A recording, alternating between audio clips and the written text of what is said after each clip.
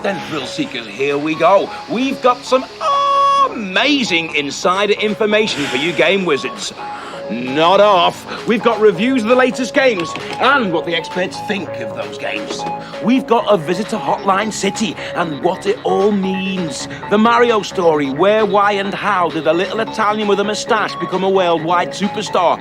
We've got tips and tricks on the latest software, and we get to the bottom of how the game's writers invent a Super Nintendo game. And we look at some of the excellent gear that you can get for your Super Nintendo. But first, let's get the show on the road with the Mario story. Buongiorno, prego, dici novi, tagliati. Mario, the most famous plumber of all time, actually started life as a carpenter who had lost his girlfriend to a gorilla in the 1980 game Donkey Kong.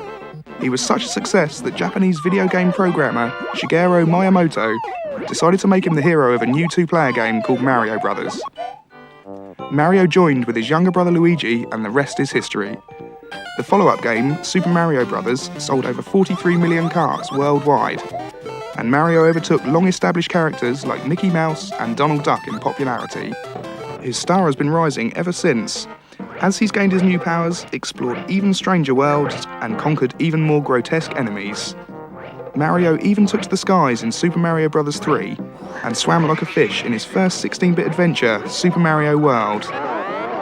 Ever versatile, Mario has also proved himself a wizard behind the wheel in the amazing Super Mario Kart. Not satisfied with his gaming adventures, our intrepid Brooklyn plumber has become a film star of his very own in Super Mario Bros. The movie. To mark the new stardom, Nintendo have released the Mario game to end them all, Mario All-Stars, so that now you can relive every slip into danger, every hidden escape, and every moment of glory in Mario's long history. Bravo-ski, Mario-ski. He's a bit like me, you know. Obscurity 1 minute, in your living rooms the next. My name's Craig Charles, brought to you live by Nintendo. But the question I'd like to ask is, what about all those new, exciting games waiting to be played? The Legend of Zelda, A Link to the Past. Venture back to Hyrule and an age of magic and heroes. The predecessors of Link and Zelda face monsters on the march when a menacing magician takes over the kingdom. Only you can prevent his evil plot from shattering the land of Hyrule. In your quest, you will venture into twisting mazes, dungeons, palaces, and shadowy forests. Test your mettle with mighty swords and magical weapons, or heft a boulder and hurl it at your enemies. If the going gets tough, dive into a river. You can swim to escape. Learn powerful spells, locate magic artifacts, and solve the mysteries of the evil magician and the hidden realm of Hyrule. Its secrets await you. Super Mario Kart. This is a split-screen, 1 or 2 player go-kart racing game, in which you and either the computer or another player take the part of the Mario Brothers characters, in a one-off race or as part of a championship. Those of you familiar with all of the Mario games will notice that the tracks are made up of different scenes from previous games, such as castles and ice levels. You can also have great fun with the battle mode, in which 2 players play a form of bumper cars in order to burst one of the 3 balloons attached to the cart. This is one of the best racing games ever and definitely not to be missed. Star Wing. This is the first game to use the Super FX chip. You are the pilot Fox McCloud, commander of a squadron called the R-Wing. Your mission is to destroy the evil Venom Empire before their ambitious expansion plans can be put into practice. As you can see, the graphics are amazing, and the FX chip allows high-speed action as never seen before. You'll need all of your game-playing skills to lead your team and save your planet. Battletoads in Battlemania. This is a very amusing beat-em-up with lots of humorous references to other arcade games. Zit, Rash and Pimple, the Battletoads, have been invited to Tibet to watch a demonstration of a new computer game. When one of the images jumps out of the screen and kidnaps the princess, you'll have to play it to find out what happens next.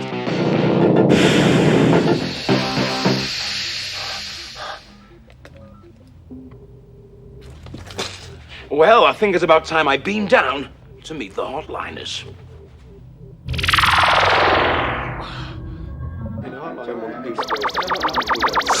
Ooh, I hate it when that happens.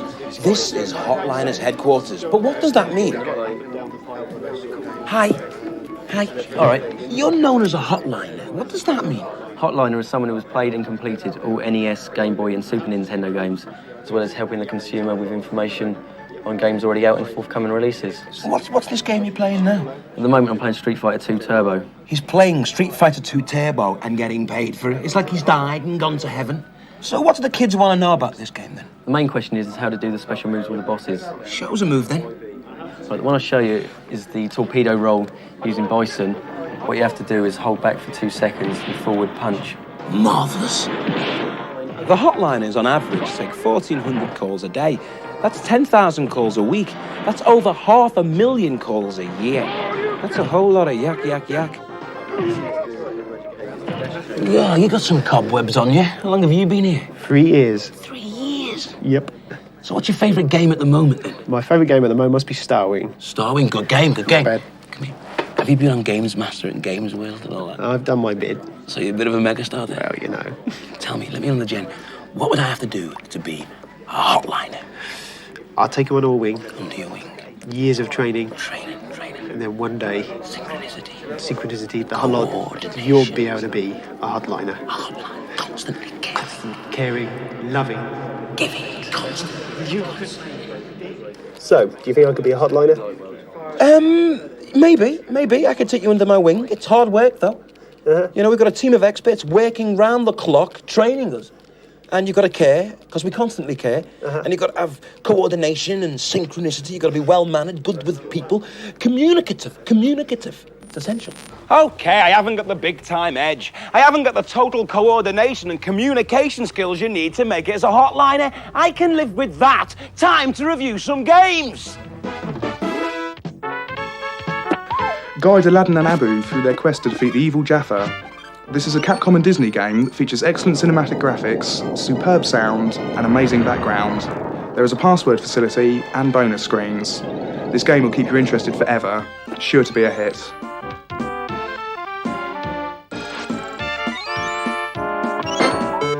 Mario Paint, a new art package for the Super Nintendo.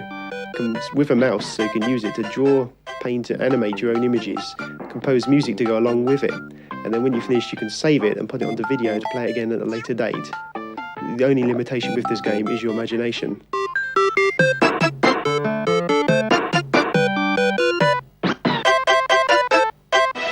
Nigel Mansell's World Championship Racing is the best simulator available for the Super Nintendo at this time. You get a chance to race all 16 courses around the world. The weather is constantly changing from sunny to cloudy to wet. You get a chance to change your tyres, your aerofoils and your engines in your car. The speed and graphics on this game are amazing. Basically play the game and you'll see what I believe. A new cult hero hits your screens in the form of Plock. How do you describe Plock? Well, basically, he throws his arms and legs at the enemy. Plock is a massive cartoon platform game with incredible music and stunning graphics.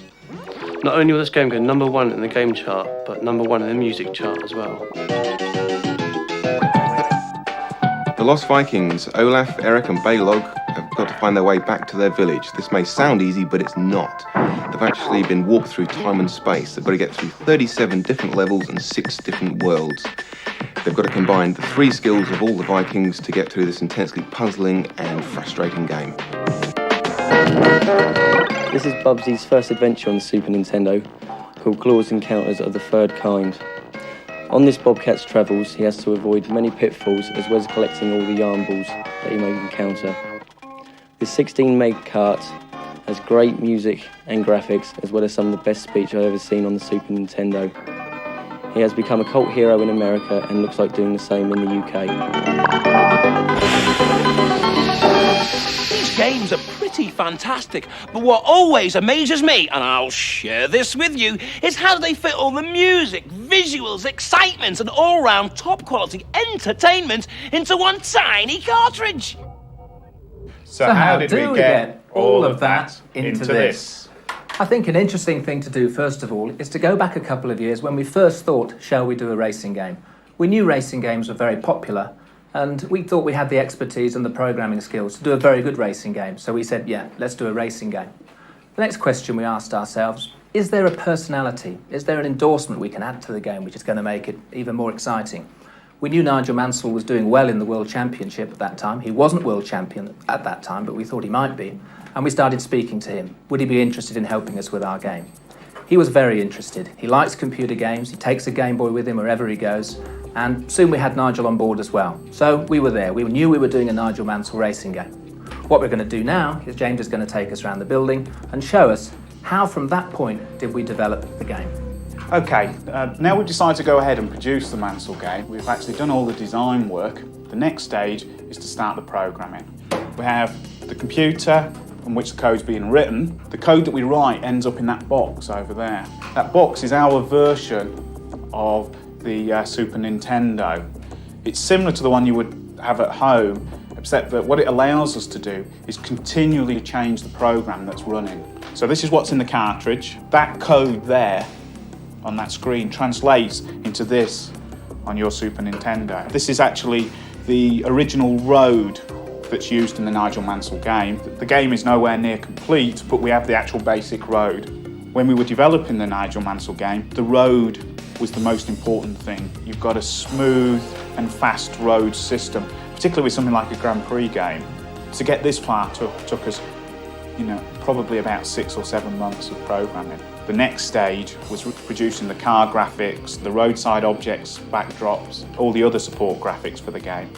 And that's what we're going to show you next. Everything that you see in the game will at some point have to be drawn. We actually have to draw the car with every wheel position to add realism to the actual game itself. As well as drawing Nigel's car, we have to draw the cars that you're going to be competing against in the game. Could we run the animation, Greg? This is so in the game, we can actually give the impression of a car moving away from you, or you moving up behind another car. How many frames did it take to do that? We originally used 8 frames, but I doubled them up to 16 to make it a lot smoother. It works really well. The game isn't just about racing around the tracks, though. Another important part of the game is the actual selection and setting up of the car between each of the individual tracks in the game. In this section, you can select your tyres, change the airfoil settings, etc. Below, we also see some graphics for the sponsors which we're adding to the car graphics. Anything for realism. Whilst the rest of the team are working on the programming and finishing off the graphics for our game, here in the studio, Pat's working on the music and sound effects. Could we have a listen to some of the music, please, Pat? Certainly.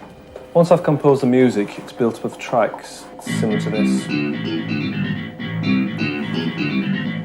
Okay, could we listen to a sound effect now, please, Pat? In an effort to create as much realism as possible, we asked Renault to record the engine sound from the actual F1 car itself. And this is the sound effect that we use within the game. So we've got the program, the graphics, the music and sound effects. Let's go and test that game. What we do is arrange for the programmer to send the finished game down to this machine. And using this machine, we actually load the program up into these 2 chips. These chips now contain the whole game. The games are put into a cartridge, into a prototype cartridge, and then these are given to the testers to test. Here in Gremlin's test department, we have a team of people whose job it is to play the games. Our testers have to play the games for hours and hours, testing for bugs or for things that shouldn't even be there. When the game is as action-packed and as exciting as possible, only then is it ready to be put into a finished cartridge. And that's how we get all of that excitement into one tiny cartridge.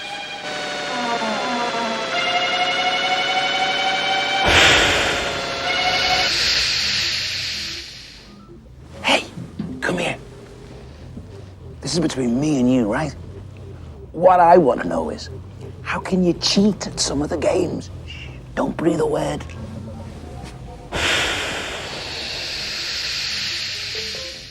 Super Mario All-Stars. On the Lost Levels, World 1, Level 1, if you want to get some extra lives, this is what you have to do.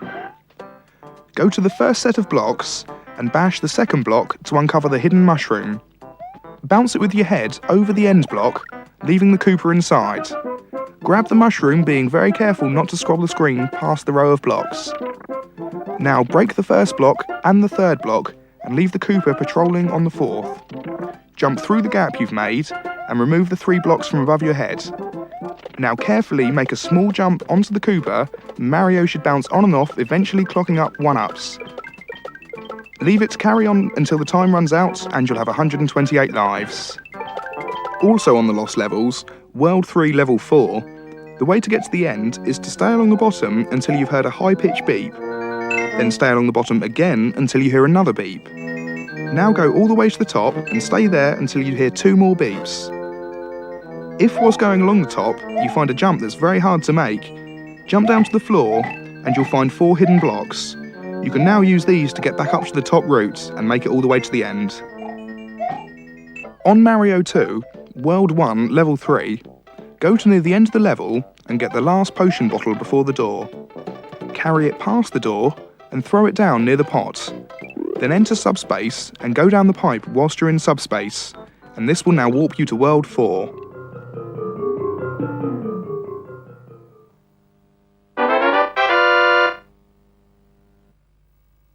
Mario 3. On Mario 3, World 1, Level 3, you'll find near the end of a level a white rectangular block in the air. Jump onto this and kick the turtle off. Now kneel down on the block until you fall through and land behind the scenery. Now run to the right as if you were going to complete the level, but instead of finishing the level, it will take you to a secret mushroom house, and inside this mushroom house is a warp whistle. Plock. When you get to level 3 of Plock, go to nearly the end of the level and look out for the arrow pointing downwards. Jump down and shoot the plum in the tree 3 times. This will take you to a bonus stage. You now have to beat the timer in this bonus stage to get warped to the end of the island. To get the best out of your games, you should try your hand with the Scoremaster. Designed for use on the desktop, the arcade-style Scoremaster has a responsive 8-way joystick with 6 buttons. These are oversized for ease of use and have an auto-fire switch for each button. The Scoremaster also features a slow-motion operation with 2 speeds. So whether it's quick or slow, the Scoremaster will put an extra kick into your game. There is also a great accessory known as the Nintendo Scope. This is an amazing piece of gear which is an infrared firing machine, laser accurate to 1 television pixel. There are some great games specially designed for this ballistic bazooka, like Battle Clash and Yoshi Safari. Why not get one for your shoulder and start blasting?